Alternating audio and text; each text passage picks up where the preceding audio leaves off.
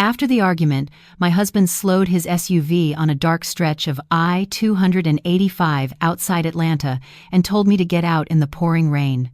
Then he drove away. That was the night everything in Raina Milas' life began to change. The rain was heavy and loud, beating on the windshield in hard lines. Wipers scraped back and forth. Headlights from other cars slid by and disappeared into the dark. The highway shone like a black river under the streetlights. Inside the car it was warm, but Raina felt cold. Her hands were locked together in her lap. Her fingers were stiff, and her throat burned. She stared out the side window and watched the water crawl down the glass. She did not want to look at Damon's face. She did not need to. She could feel his anger like heat filling the space between them. It made the air inside the SUV feel tight and thin, as if there was not enough air for both of them. Damon did not shout right away. His voice was low and sharp, the way it got when he was truly mad.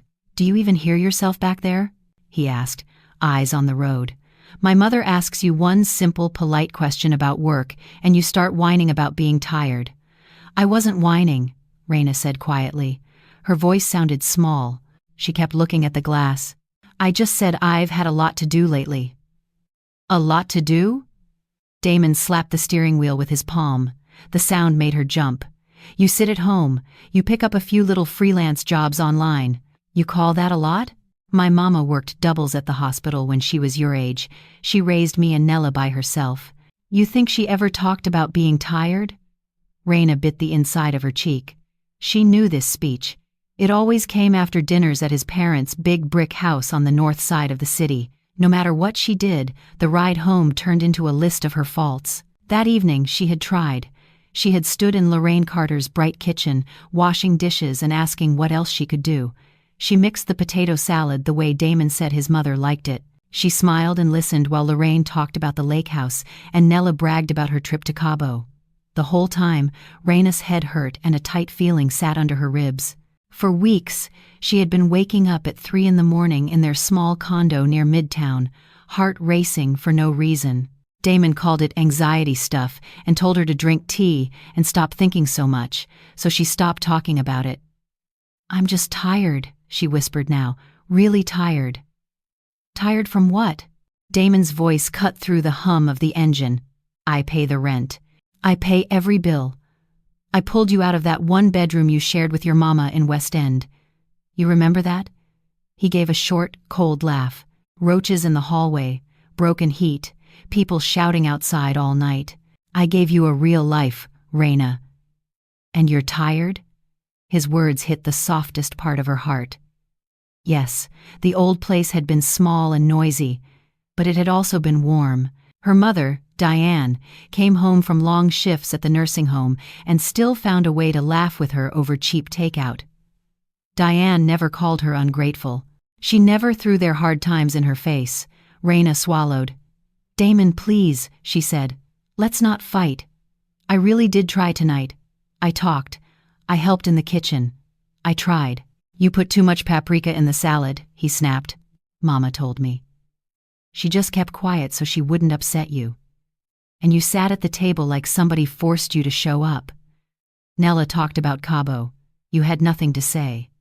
Pops asked about sports. You don't watch any. What are you even into, Raina? What do you bring to the table?" She wanted to tell him she brought loyalty, that she cooked and cleaned and listened when he came home from Carter Buildworks, that she had given up her dream of teaching little kids because he said teacher pay was a joke and it was better for her to stay home. But she knew none of that would matter to him. "Maybe I'm just different from your family," she said. Her voice shook. "I'm not trying to be rude." Damon let out a hard laugh. There was no humor in it. "You know what I think? I think you're ungrateful. My family is your family now. But you still act like you're better than us. Sitting there quiet, looking like you don't fit, ungrateful." She had heard that word from him more times than she could count. When they first married 3 years ago, he had called her queen and baby girl. He brought home grocery store flowers and took her to soul food spots in the city. He told her she was beautiful and smart. Somewhere between then and this rainy ride on I-285, the sweet names had turned into sharp ones. Outside, the highway curved through a dark strip of trees. Far ahead, the glow of Atlanta hung in the sky like a low cloud. Raina pictured them getting home, taking a hot shower, and crawling into bed. Maybe tomorrow Damon would calm down. That small hope was the only thing she was still holding. "Are you even listening to me?" He snapped again. "I'm listening," she said. The tired in her voice now was bigger than sleep. It sat heavy in her bones. "It doesn't look like it." Damon's grip tightened on the wheel. The speedometer climbed as they took another curve. "Lately you live in your own little world. I talk, you drift. I ask a question, you answer wrong. What is wrong with you?" "Nothing," Raina said. "I'm just tired." Again with tired. Damon blew out a sharp breath. "You know what? Maybe I'm the one who's tired.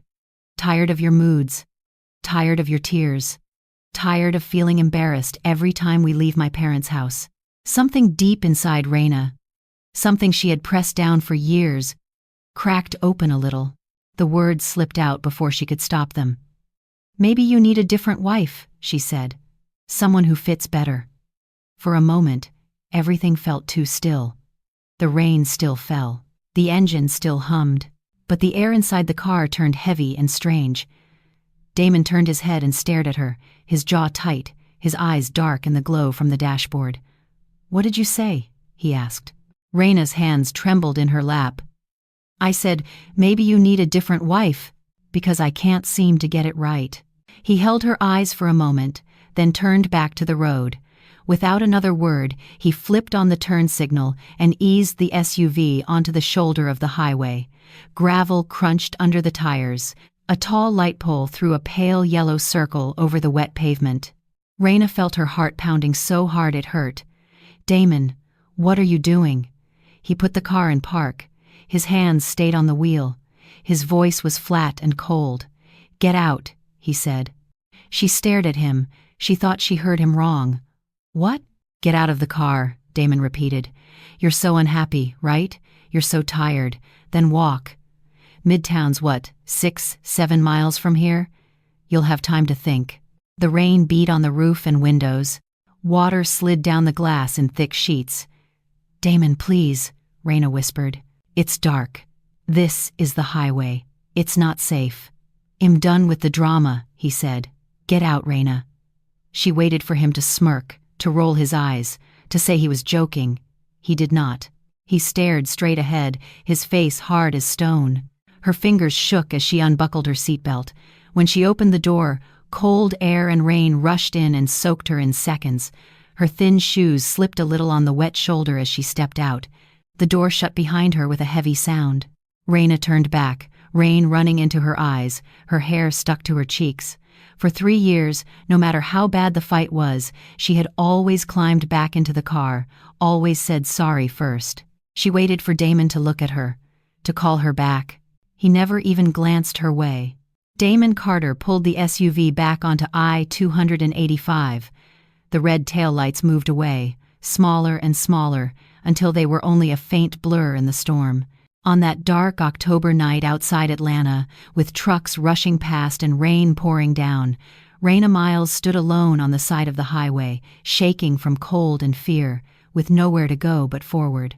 Before we go on with Raina's story, tell us in the comments. Have you ever felt trapped in a relationship where someone made you feel small, like you owed them your whole life? And let us know where you're listening from tonight. Your voice matters here. Raina did not move at first. Cold rain slapped her face and slid down the back of her neck, soaking her shirt. Cars and trucks rushed by in the next lane, spraying water and mist. Their headlights flashed across her, then vanished into the dark. The roar of the highway wrapped around her. For a few seconds she stood there, staring at the empty space where Damon's red taillights had disappeared. He really left me, she thought. He really drove away that night. Another horn blared. The shoulder of I-285 was narrow and slick. Wet gravel shifted under her thin shoes. Far ahead, the glow of Atlanta hung in the sky, but it looked far away. "Move," she told herself. "You can't stand here." Her legs felt stiff, but she turned and started to walk, keeping as far from the white line as she could. Water splashed around her ankles when tires cut through puddles. Her jeans grew heavier with every step. Anger burned in her chest at first. How could he do this? How could any husband think this was okay? Then the old quiet voice slipped in, the one she knew too well. "You pushed him," it whispered. "You're the one who said he should find a different wife. You should have kept your mouth shut." Rain drummed on her thin jacket and soaked her hair. Her hands were freezing. She tucked them into her pockets, but the fabric was already wet through. A big truck blew past in the right lane. The blast of wind almost knocked her off balance.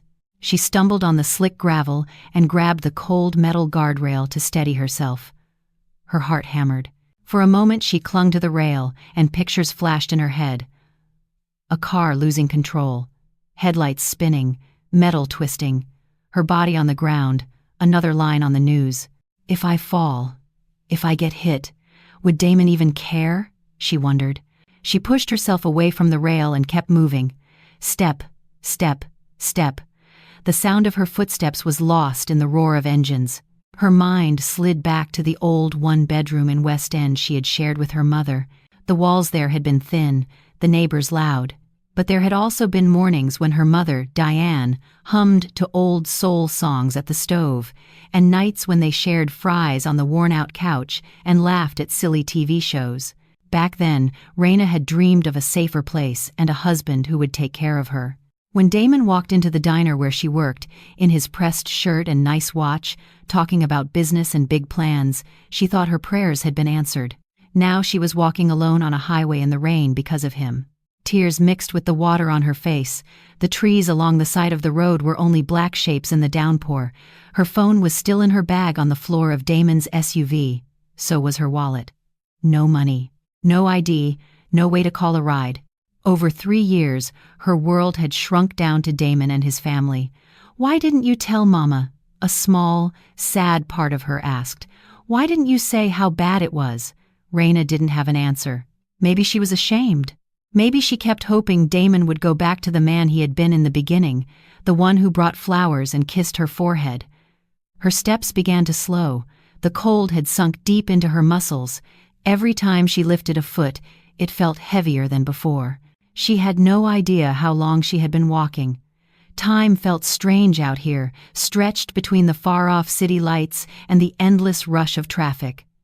Another truck sped by, its horn blaring. The wind slapped at her again. This time she wasn't ready. Her foot slipped, and she slid sideways, landing hard on one knee in the gravel. Sharp stones bit through her wet jeans. Pain shot up her leg. She cried out and pressed her hand to her knee. The world tilted around her. Black dots danced at the edge of her vision.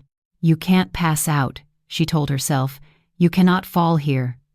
She pushed herself up, wincing, and looked around. A thin strip of trees stood between the guardrail and a small rise of land. There was just enough space for her to stand farther from the road. She limped to it and leaned her back against a narrow trunk. She closed her eyes. The rain kept falling. It beat against her face and slid down her neck. Clear and cold the thought came, I could die out here. Not in some movie way, just quietly. From cold. From a car sliding a little too far, from a driver who did not see her until it was too late. Nobody knows where I am, she realized. Damon thinks I'll walk home. Mama thinks I'm safe with my husband. The unfairness of it rose up in her chest. She pressed her fist against her mouth to keep from sobbing. The blaming voice tried again. If you had smiled more at dinner, if you had known what to say about Cabo and lake houses. Another voice cut through it now. Smaller, but stronger. He left you on a highway, it said. In the rain. In the dark. That is not love. Raina opened her eyes. The blur of headlights streaked past. Her clothes were still soaked, her knee still hurt, but something deep inside her shifted a little, like a tiny lock clicking open. You have to get off this road, she thought. You have to get somewhere safe. She pushed herself away from the tree and stepped back toward the shoulder. Her leg hurt, but she started walking again. Step, step, step. Each step took her 1 foot farther from the spot where Damon had left her. The traffic thinned as the hour grew later. There were more gaps between the streams of headlights now. In those brief spaces, she could hear her shoes squish on the wet ground. Minutes passed. The glow of the city crept a little closer. The pain in her knee had become a dull, steady throb. Just a little farther, she told herself, though she didn't know what a little meant. Then, from behind her, she heard a different sound. A low engine, not rushing past like the others, but slowing down. White light brushed over her back and did not move away. Raina turned her head and squinted against the glare. A large, dark SUV was easing onto the shoulder behind her. Its tires sent up sprays of water as it rolled to a stop a short distance away. For a moment, all she could see was the shine of headlights on the wet road and the dark shape of the vehicle against the trees. Her heart jumped. Fear and hope crashed together in her chest. The engine went quiet. The driver's door opened with a soft, heavy sound, and someone stepped out into the rain. The driver's door of the dark SUV opened, and a tall man stepped out into the rain. Headlights from passing cars flashed over him.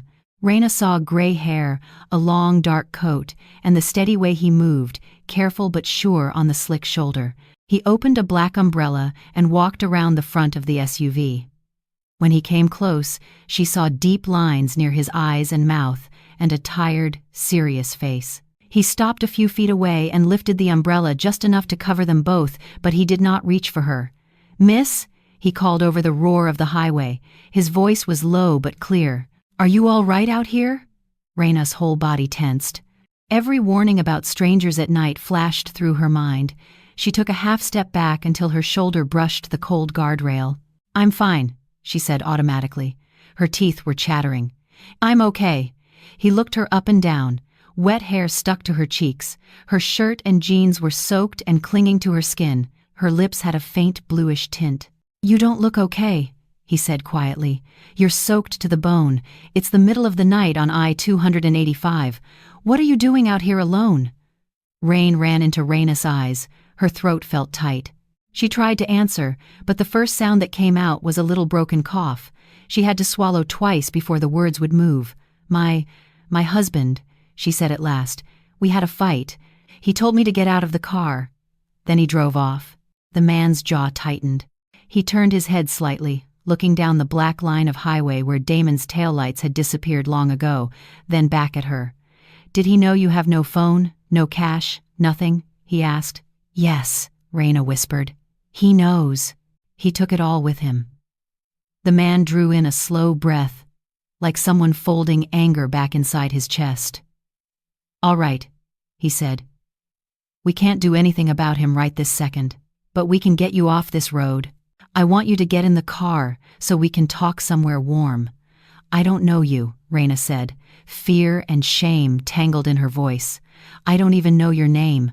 I don't have any way to pay you back." "That's fair," he replied at once. "My name is Langston Ward. I live in the city. I own a construction company. I can show you my license and business card as soon as we're inside. You don't owe me anything. I'm not here for money. I'm here because I saw a woman about to collapse on the side of a highway." He took a small step back, giving her more space, and tilted the umbrella so the rain hit his sleeve instead of her shoulder. Raina looked at the dark trees behind her and the wet road ahead. Her clothes clung to her. Her shoes squished when she shifted her weight. She could feel the tremble in her own knees. "If he wanted to hurt me," she thought, "he has had plenty of chances already. He hasn't even touched me." "Okay," she said softly. "I'll get in." "Good," he said. "Let's get you out of this storm." He walked beside her to the SUV, holding the umbrella over her head. When he opened the passenger door, warm air drifted out. Yellow light from the dash made the leather seats glow. Raina climbed in slowly, biting back a cry when her sore knee bent. The seat was soft, almost too soft after the hard shoulder. Langston closed her door, put the umbrella in the back, and got in on his side. He started the engine, turned the heat up, and adjusted the vents toward her. "You'll warm up soon," he said. He reached behind his seat and pulled forward a folded blanket. It was thick and soft, with gray and blue checks. "Here, wrap this around you." "Thank you," she murmured. Her fingers were stiff, but she managed to pull the blanket over her shoulders and tuck it under her chin. Little by little, the sharp edge of the cold faded. Her hands still shook, but not as hard. "Like I said," he went on. "I'm Langston Ward. What should I call you?" "Raina," she said. "Raina Miles." "Nice to meet you, Miss Miles," he replied. Even on a night like this, for a while they rode in silence. The wipers thumped back and forth. The rain drummed on the roof. Far ahead, the wash of city light over Atlanta glowed through the low clouds. "If you can talk," Langston said at last, "tell me a little more about what happened. I'm not asking to pry.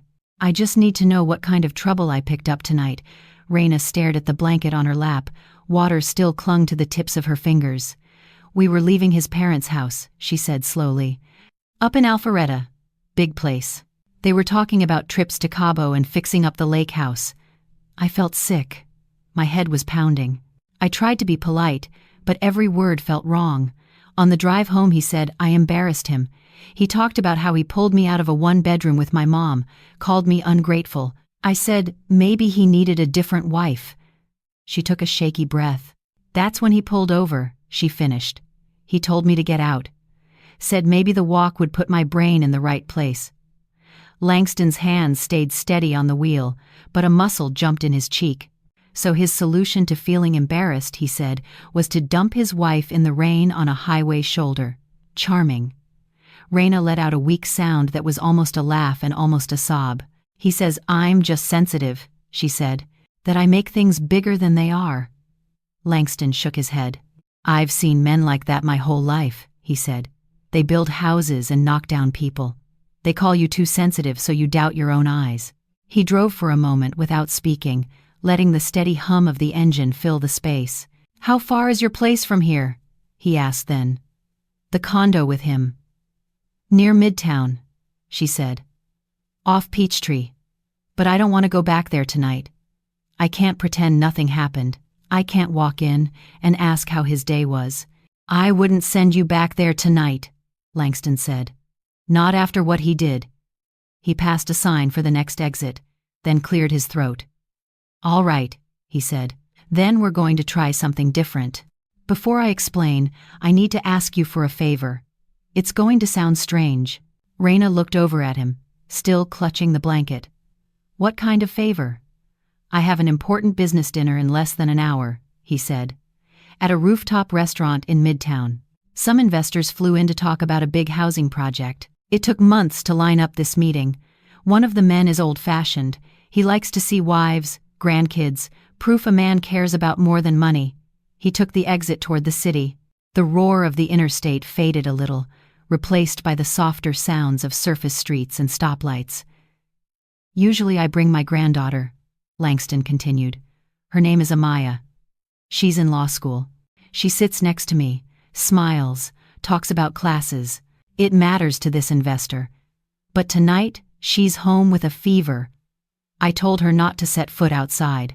He gave a dry, tired little laugh. "So, I'm driving in the rain, thinking what to do," he said, "and I see you on the side of the road."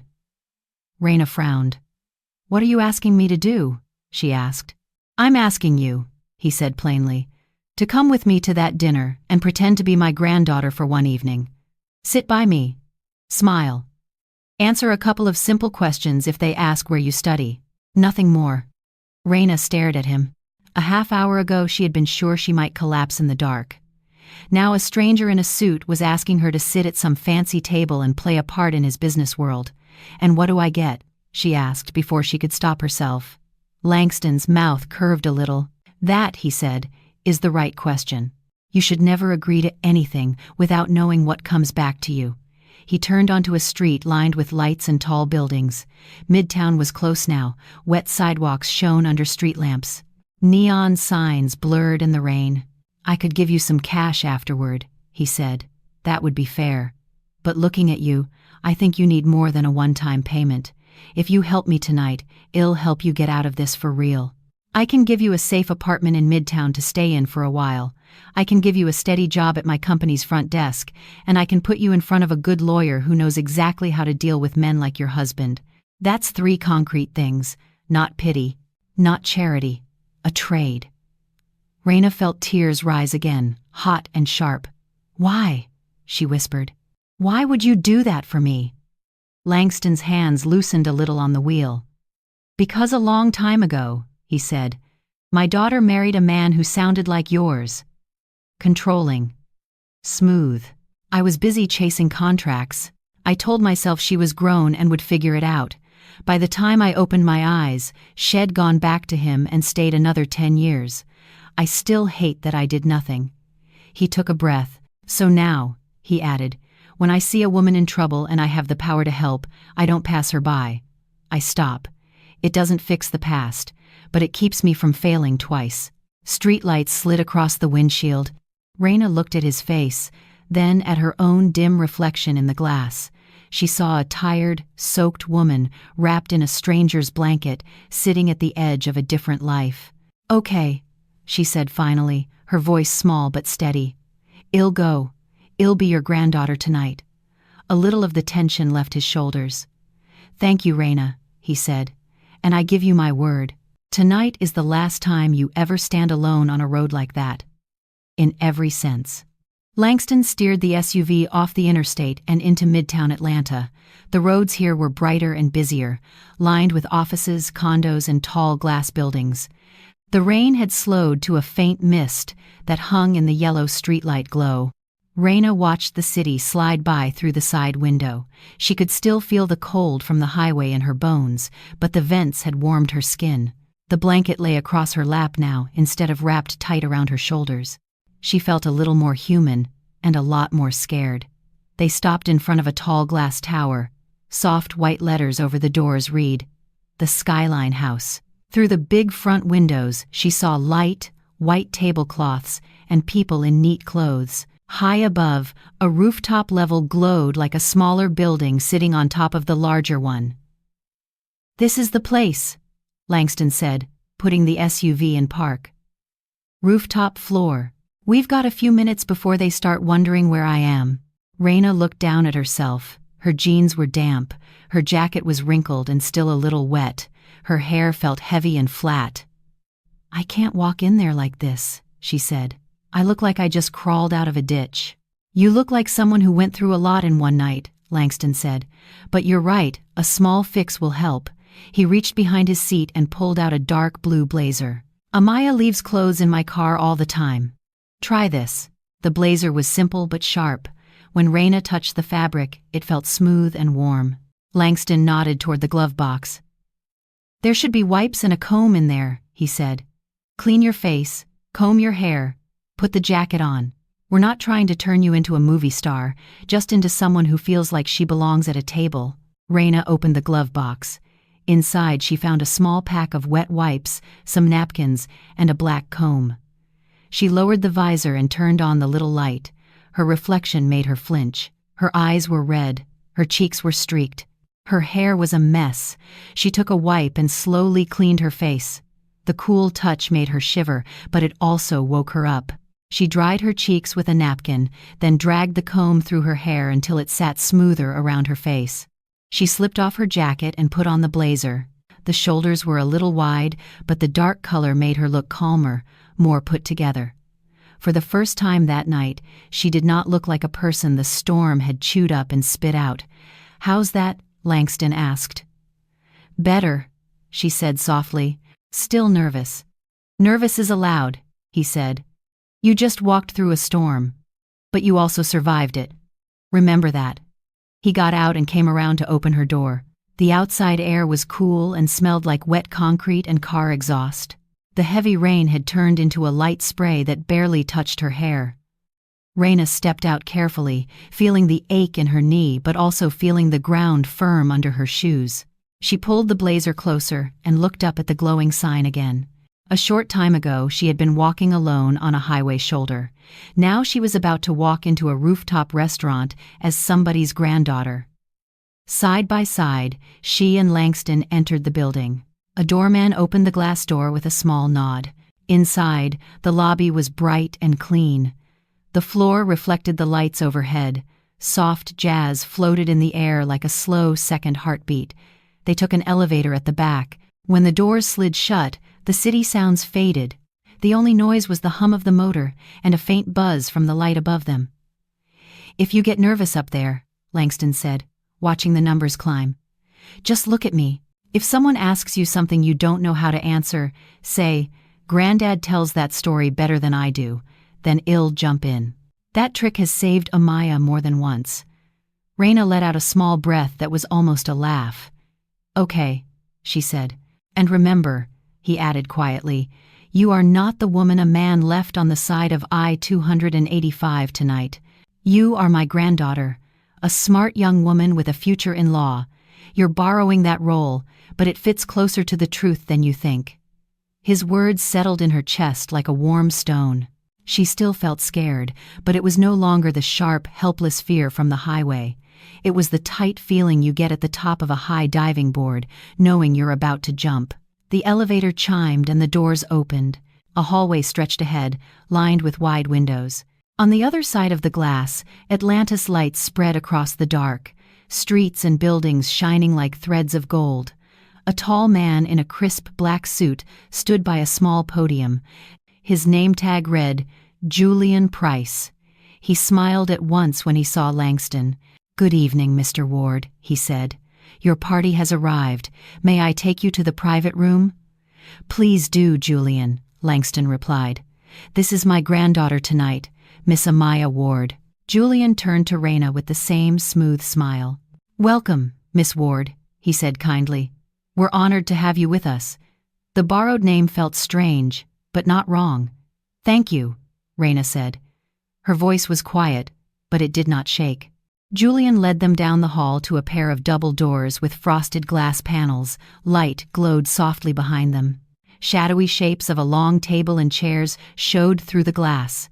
"Here we are," Julian said, opening the doors. "If you need anything, just press the call button on the wall." "Thank you," Langston said. Raina walked into the room a half step behind him. Warm light poured over them. The smells of roasted meat, herbs, and fresh bread hung in the air. Soft talk at the table stopped as 4 men turned to see who had come in. 3 of them were around Langston's age, dressed in good suits. One had a neat gray beard and bright, easy eyes. Another was tall and thin, with sharp cheekbones and a serious mouth. The third wore round glasses and had a gentle, thoughtful look, like a teacher who had seen a lot. The 4th man was younger, maybe mid-30s. He sat near the head of the table with a glass of water in front of him. His blazer was smooth and dark. His shirt was open at the collar. His fingers tapped once against the side of the glass. Raina knew those fingers. She knew that jaw and the little line between his brows when he was trying to look calm.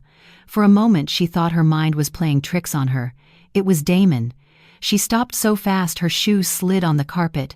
Her heart slammed so hard she could hear it in her ears. The room seemed to lean sideways for a second. Damon's polite business smile froze. His eyes widened, then flicked from her face to Langston's and back again. Surprise flashed first, then confusion. Then a quick flicker of fear. "He knows," she thought. "He knows I can ruin this night with one sentence." She felt Langston pause next to her. He did not jerk or swear. He simply rested his hand in the middle of her back, light but steady, like a fence post in soft ground. An older man with the gray beard stood up, breaking the hard silence. "Langston, my friend," he said in a warm, booming voice, "we were starting to think the traffic took you out." "Not tonight, Leonard," Langston answered with a small smile. "We just met a storm on the way in." Leonard's eyes moved to Raina. His smile softened into something kinder. "And this must be the famous granddaughter you brag about," he said. "Amaya, right?" "Yes, sir," Langston said smoothly. "This is my girl. She keeps me honest." Raina's legs still felt weak, but she stood a little straighter inside that night. Leonard came around the table to greet them. He shook Langston's hand and patted his shoulder. "Good to see you, old friend," he said. "This city loves traffic more than people." "It tried to stop us," Langston said, "but we made it." Then Leonard turned to Raina. "And this must be your granddaughter," he said. "You talk about her like she's the pride of your life." "Yes, sir," Langston replied. "This is my Amaya. Law student, keeps me honest." Raina had never heard anyone call her someone's pride. She held out her hand. "Nice to meet you," she said. "Nice to meet you, young lady," Leonard answered, giving her a firm shake. "I'm Leonard Briggs." Two older men rose as well. "This is Terence Cole," Leonard said, nodding to the thin man. "He checks the numbers." "Pleasure," Terence said. "And Harold Jennings," Leonard added, motioning to the man with glasses. "He keeps us from building anything unsafe." Harold smiled. "I do my best." Then Leonard clapped the fourth man on the shoulder. "And you've already met our young partner," he said. "Damon Carter, from Carter Buildworks." Damon stood. His face was too pale for such a warm room. "Nice to meet you," he said, forcing a smile. Again. The word again cut across Raina's skin. "Nice to meet you, Mr. Carter," she answered. They sat. Langston took the chair beside her. Damon sat across the table. Leonard sat at the head. A waiter poured water and took drink orders.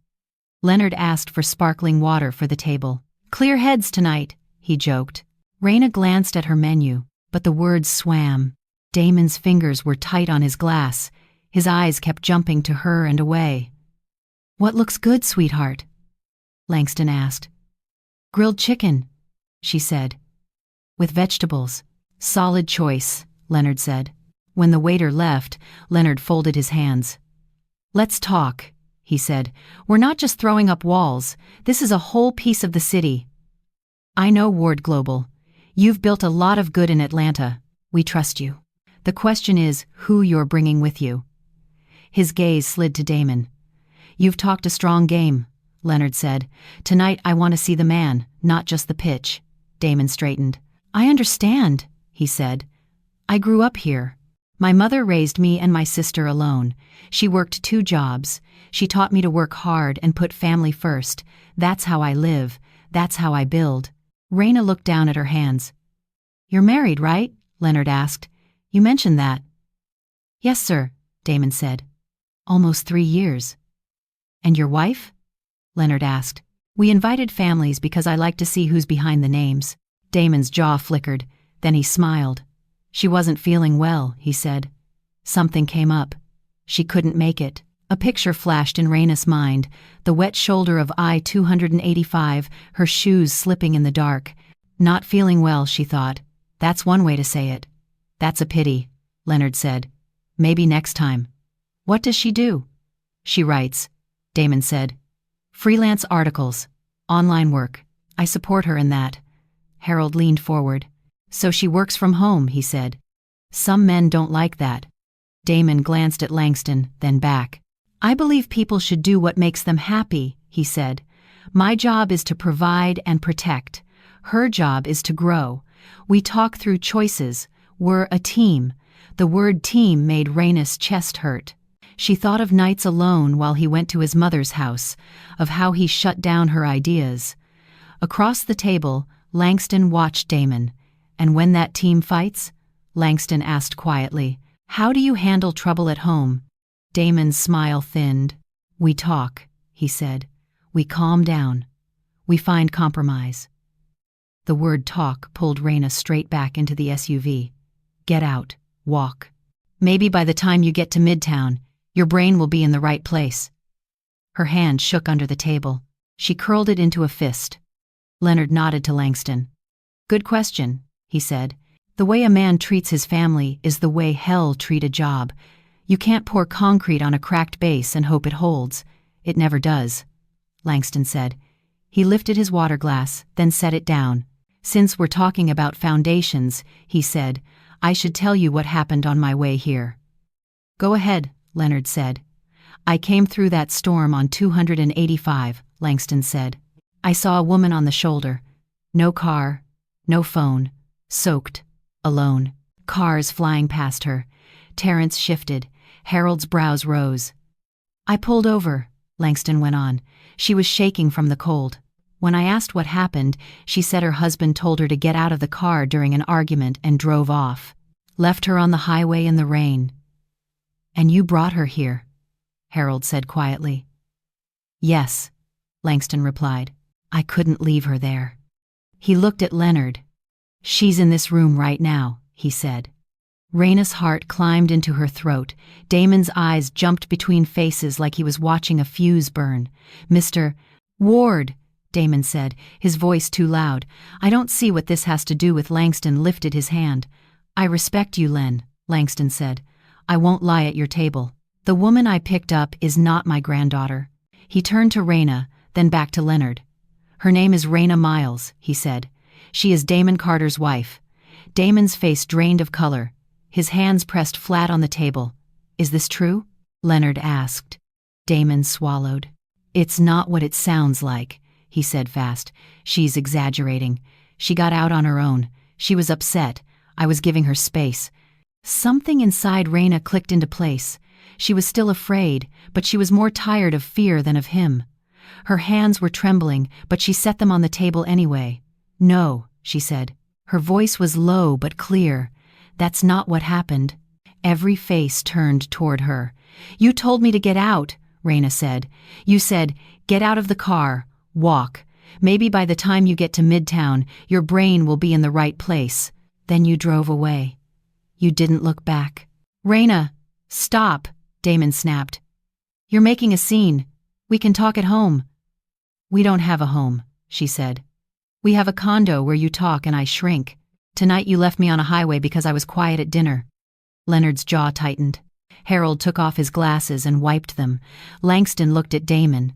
"You sat here," he said, "and called yourself a family man.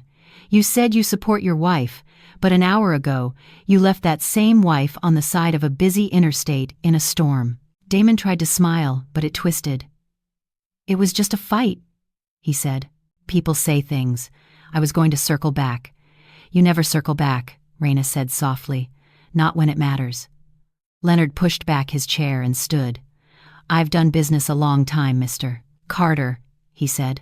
"Men don't act one way at home and another way at work. They carry the same heart into both." He looked at Langston. "Ward Global still has my trust," Leonard said. "Well, talk more." "Without Carter Buildworks."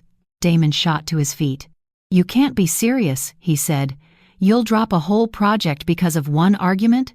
"Because of how you treat a woman who trusted you with her life," Leonard answered. "Yes." Terrence and Harold began to gather their papers. The waiter appeared in the doorway. Damon turned his anger back on Raina. "You ruined everything," he hissed. "You had nothing when I met you, and now you'll have nothing again." For the first time in years, Raina didn't look away. "If losing this deal is the price for what you did," she said, "that's between you and God. I'm done paying for your choices with my silence." He took a step as if to come toward her. Langston moved between them. "You need to leave now, son," he said. "This part is over for you." "That's my wife," Damon snapped. "You don't get to tell me you walked away from that word when you opened that car door," Langston said. "Walk out of this room before you lose what little dignity you have left." Damon's fists clenched. Then he grabbed his blazer and stalked to the door. At the threshold he spun back. "You'll regret this," he told Raina. "No house, no money, no me. Remember that." Raina let out a breath. "With pleasure," she said. He slammed the door. The room felt wider. Leonard nodded at Langston and at Raina. "I'm sorry you had to stand in that," he said. "On the road and in here, but I'm glad the truth came out where it mattered." Langston pulled out Raina's chair. "Come on, baby girl," he said. "We're done at this table. Let's get you somewhere safe." Before we move on to what happens next in Raina's life, I want to hear from you. If you were in that room and heard Damon talk about family values after leaving his wife on the highway, would you speak up like Raina did, or stay quiet and walk away later? Share your answer in the comments, and tell me what city or country you're listening from. Your story and your voice matter here. Langston walked beside Raina out of the private room and down the hallway. The soft jazz and clink of dishes faded behind them. Raina's legs were shaky, her heart was slowing down, but it still jumped every time she saw Damon's pale face in her mind. She kept her eyes on the carpet as they stepped into the elevator. The doors slid shut. For a moment there was only the hum of the motor. Raina leaned back against the wall and let out a long breath she did not know she had been holding. "I'm sorry," she said quietly. I didn't mean to ruin your meeting. Langston turned his head. His eyes were tired, but kind. You didn't ruin it, he said. You told the truth. He ruined his own future when he put you out of that car. But you lost that deal, she said. If the price of that project was both of us pretending he's a good man, Langston answered, then it was never my deal. There will be other jobs. There is only one you. The elevator reached the lobby. They walked through the glass doors and into the cool Atlanta night. The streets were wet and shining under the streetlights. For the first time since Damon told her to get out of the SUV, Raina did not feel like ice. The blazer on her shoulders held a bit of warmth. Langston opened the passenger door of the SUV. Where are we going? She asked as she climbed in. To a place where no one can throw you out, he said. You're not going back to that condo tonight. He got in, started the engine, and pulled away. Midtown's towers and signs slid by outside, then gave way to smaller buildings and trees. Do you have anyone you can stay with? Langston asked. Family nearby? Friends? My mom, Raina said. She's still in that old one-bedroom in West End. I could go there. But I don't want to show up in the middle of the night and dump this on her. She works hard. What about close friends? He asked. Raina thought of girls from school and co-workers from the diner, then of Damon calling them a bad influence and starting fights every time she saw them. I used to have a few, she said. Not anymore. It was easier to stop calling. So no, she said. Not really. Langston nodded. All right, he said. Then we use my backup plan. He turned onto a quieter street lined with old brick houses and tall trees. This is still Midtown, Langston said. I bought a place on this block a long time ago. He slowed and stopped in front of a 3-story brownstone with white trim. A small light over the door burned steady and warm. I keep the top floor for myself, he said. The middle floor is rented. The ground floor unit is for my granddaughter when she needs it. Right now it's empty. He shut off the engine and looked at her. You can stay there, he said. At least until you can stand on your own feet. The offer hit her harder than the storm. I can't take your granddaughter's place, she said. You've already done so much. You're not taking anything from her, he replied. She's on campus with her own life. She'd be mad at me if I left this apartment empty while you were out there with nowhere to go. He gave a small smile. And as for so much, he added, this is just a door and a roof. He tried to take your safety and your voice. I'm only handing a little of that back. They climbed the stone steps together. Langston unlocked the front door, then led her down a short hall that smelled faintly of lemon cleaner and old wood. He stopped at a door on the right and opened it. Warm light spilled into a small, neat apartment. A couch sat against one wall with a folded blanket over the back. A low table held a lamp and a couple of books. An open kitchen showed clean counters and a coffee maker. Down a short hall, Raina could see a bedroom with a made bed and a dark blue quilt. It was simple. It was quiet. It was safe. Raina stepped inside and had to swallow hard. This is nice, she said. It feels peaceful. That's the idea, Langston said. No shouting here. Just walls that keep the bad weather out and let you rest. He opened the fridge. Looks like Amaya came by last week, he said. Enough for breakfast. He closed it and took a card from his wallet. This has my cell number, he said, handing it to her. Call if you need anything, or if you just need to hear a steady voice. She looked down at the card. His name and number were printed in plain black letters. Thank you, she whispered. I told you before, he said. I missed my chance once. I won't miss it again. You don't have to go back to that man. Not tonight. Not ever. And from where I'm standing, you're already done. He walked to the door, then paused. I'll stop by in the morning, he said. Well, talk about a job and a lawyer who knows what she's doing. Tonight your only job is to sleep in a bed where no one yells at you. He gave her one last steady look, then stepped into the hall and closed the door behind him. Silence settled over the apartment. Raina could hear the hum of the fridge and, far away, a car passing on the street. She moved slowly through the rooms, touching surfaces as if to be sure they were real. the back of the couch, the cool edge of the counter, the smooth wood of the bedroom door frame. In the bathroom she found clean towels and a wrapped toothbrush in a cup by the sink. On a small shelf sat soap and lotion. She stared at the toothbrush for a moment. Someone had put it there for whenever. She turned on the shower and waited until steam rose. When she stepped under the hot water, a low sigh slipped out. The water washed away the last chill of the highway and the sharp smell of rain. Tears came again, but they blended into the stream. They were not wild. They were slow, steady tears that carried some of the fear and shame down the drain. When she stepped out, she wrapped herself in a towel. In the bedroom, the top dresser drawer held a couple of soft t-shirts and sweatpants, likely left by Amaya. Raina picked a shirt and pulled it on. It was a little big, but it felt like a hug. She lifted the quilt and slid into bed. The mattress was firm. The pillow cradled her head. For a moment, she lay on her back and stared at the ceiling. Her mind tried to replay every hard word of the night. Damon's sneer. The dark highway. The red taillights fading. She pushed those pictures aside and held on to other images instead. Langston's steady hand on her back. Leonard's voice saying they would go on without Damon. The open door to this quiet place. Tonight could have ended on the shoulder of I-285, she thought. Instead, it ends here. She turned on her side, pulled the quilt up to her chin, and let out a breath that felt like it had been stuck in her for years. For the first time in a very long time, something soft stirred inside her. Not joy. Not yet. But the beginning of hope. For the first time in months, her body was not braced for the next explosion. Raina closed her eyes. The last clear thought she had before sleep took her was simple. I am not going back. With that promise wrapped around her like a second blanket, she slipped into the deepest, calmest sleep she had known in years.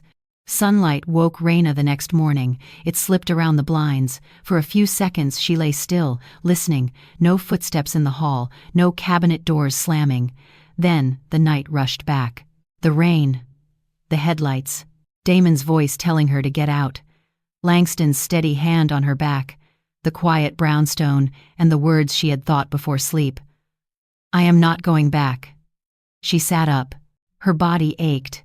But it was the kind of ache that comes after a long, deep sleep. Her knee complained when she swung her legs out of bed, yet it held. A knock sounded on the door. Her heart jumped.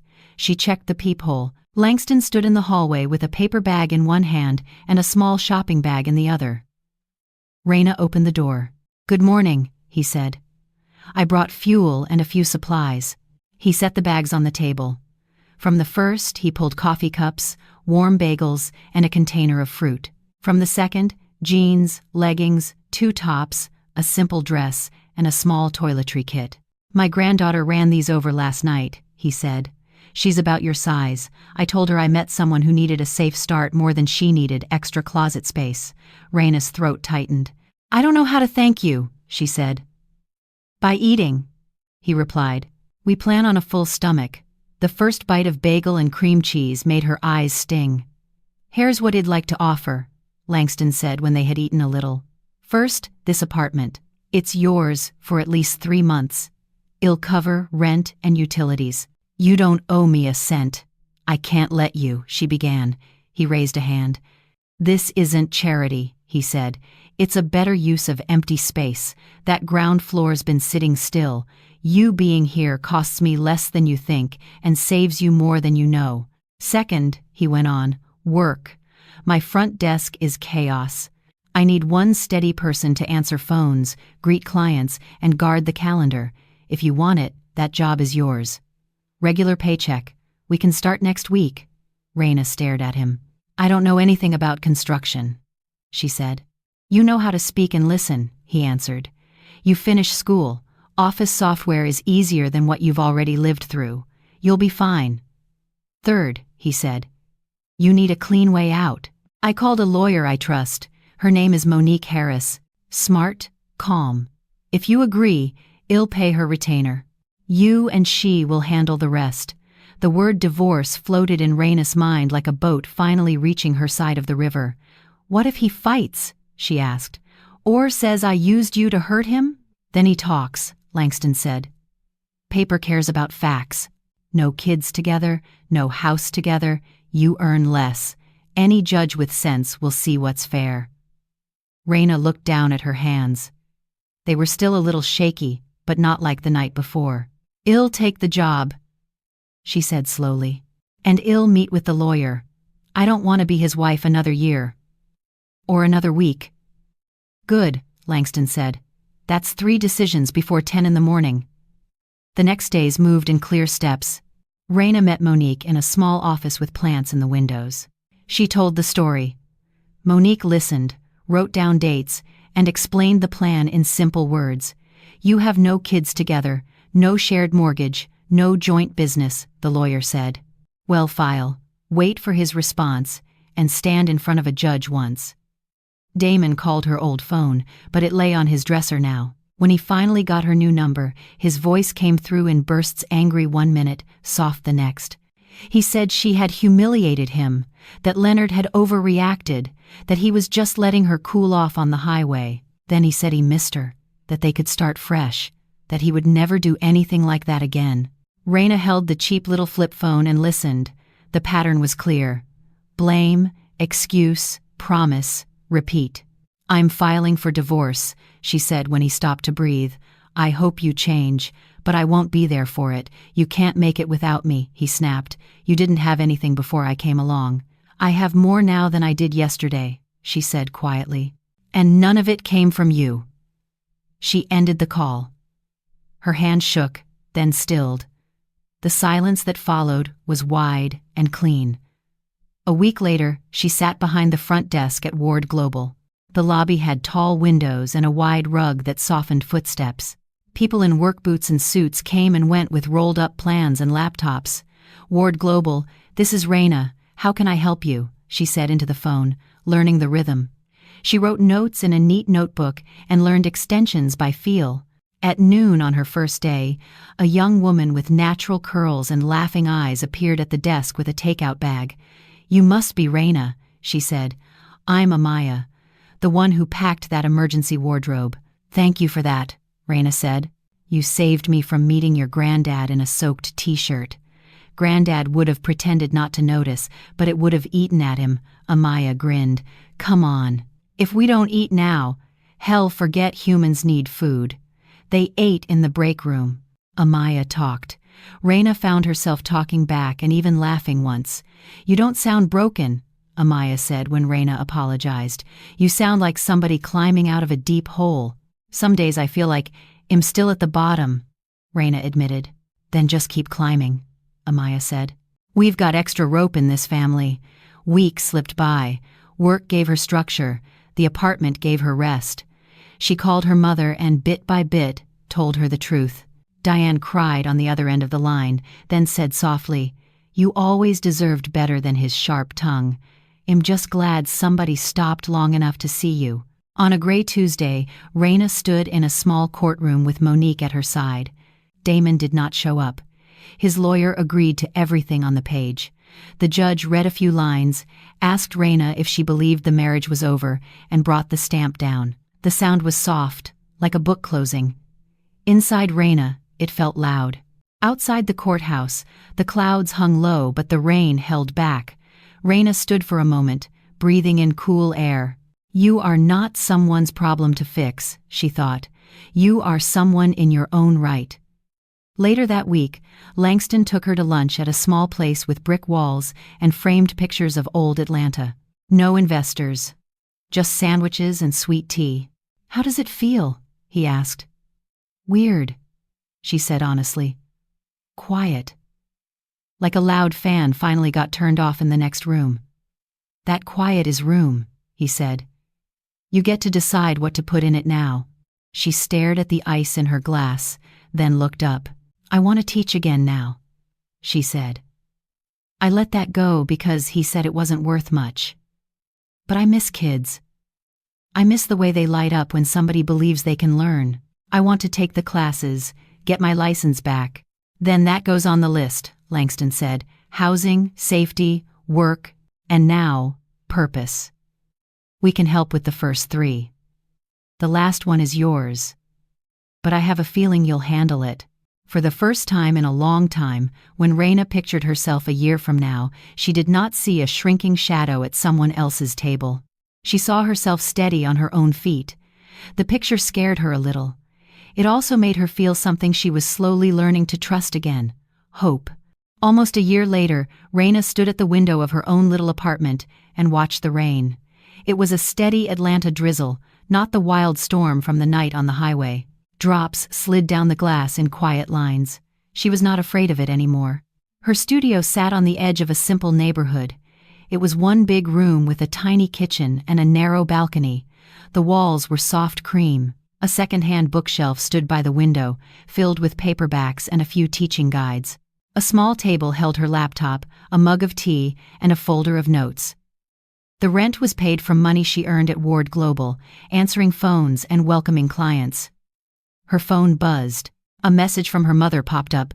"How does the new place feel, baby? Are you happy?" Raina took a picture of the room, the books, and the rainy window, and sent it back. "It feels like mine," she wrote. "And yes, I'm happy." She set the phone down and opened the folder. Inside were her course papers and a letter from the state. After one more class and one more observation, her teaching license would be active again. Lesson ideas filled her notebook. Little notes lined the margins. Reading circles, feelings charts, a unit on standing up for yourself. One line made her smile wider. "Tell kids that being quiet does not mean being weak." A light knock sounded on the door. When she opened it, Langston stood there with an envelope in his hand and a familiar half-smile on his face. His coat was damp at the shoulders from the walk up the block. "Hey, baby girl," he said. "Thought I'd check on my favorite tenant." "I'm your only tenant you bring coffee to," she teased. "You say that like it's a bad thing," he replied. He stepped inside and looked around. The last boxes were stacked in a corner. Amaya's plant sat on the windowsill, leaves reaching toward the gray light. "This place fits you," he said. "Feels settled." "It does," she said. "I didn't know 4 walls could feel this calm."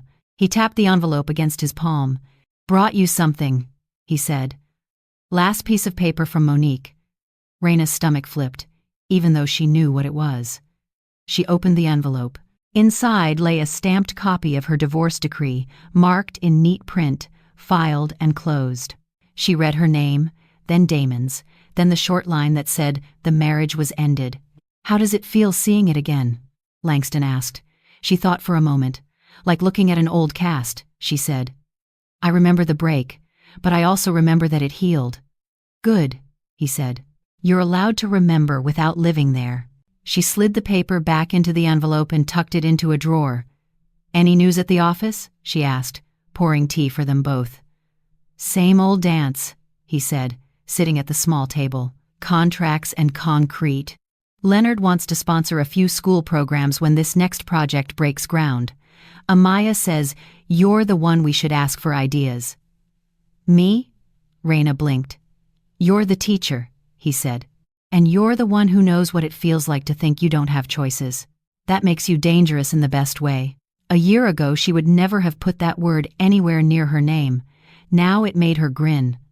"I've been thinking about something," she said. "Not just teaching kids math and reading. Teaching them how to spot when love feels like a cage, how to ask for help, how to trust their own eyes." "That," Langston said, "sounds like a lesson I'd sit in the back row for myself." They talked about simple things after that: work schedules, Amaya's exams, his plan to finally take a weekend off and go fishing with an old friend. After a while he stood. "I'll let you get back to building your empire," he said. "Call if the ceiling leaks or the neighbors start practicing trombone at midnight." She walked him to the door. "I still don't know how to thank you," she said, "for that night, for this year, for everything." He studied her face for a moment. "Live well," he said. "That's the only thanks that counts. And when another woman wanders into your life with that same lost look, help her faster than you were helped. That's how we keep the road a little kinder." After he left, Raina went back to the window. The rain had thickened, tapping faster on the glass, but the sound comforted her now. It was proof that she was indoors, warm and safe. She remembered the feeling of cold gravel under her shoes, the roar of trucks, the bright blur of Damon's taillights. At the time, it had felt like the end of everything. Now she saw it for what it really was, the sharp turn at the beginning of a different road. She opened the balcony door and stepped outside. Cool air brushed her cheeks. A few drops landed on her skin and slid down, gentle and light. Cars moved below, their tires hissing on wet pavement. Somewhere a dog barked. Raina leaned on the rail and breathed in deep. The air smelled like rain and city life. 1 year ago, I thought I would fall apart out there, she whispered. But I didn't. She thought of other women who might be standing in kitchens or cars or small bedrooms right now, staring at doors they were scared to open. She thought of quiet people everywhere who had been told their feelings were too much or made up or a burden. I hope you find your road too, she said softly, as if they could hear her. Later that evening, she sat on the couch with her laptop on her knees. A blank document waited on the screen. She began to type out her story in her own words. Not for Damon, not for a court, for herself, and maybe for anyone who might need a light. She wrote about a rainy highway and an old man in a dark coat who stopped when no one else did. She wrote about a table full of men in suits and the moment someone finally said, "Enough." She wrote about a brownstone apartment where a stranger handed her a business card and a second chance in the same breath. As she typed, the fear that used to live under her ribs grew smaller and smaller, like a shadow at noon. When she was done for the night, she saved the file and closed the laptop. The rain outside had thinned to a mist. City lights winked through it like faraway stars. Raina turned off the lamp and let the soft dark wrap around her. Tomorrow there would be work, classes, bills, small worries, and new joys. Life would go on, messy and surprising. But tonight, she let herself simply be proud. Proud that she had stepped out of a car that was driving her nowhere. Proud that she had told the truth in a room where it mattered. Proud that she had learned to hear her own voice again. "This is my life," she said into the quiet room, "and I'm going to keep choosing it."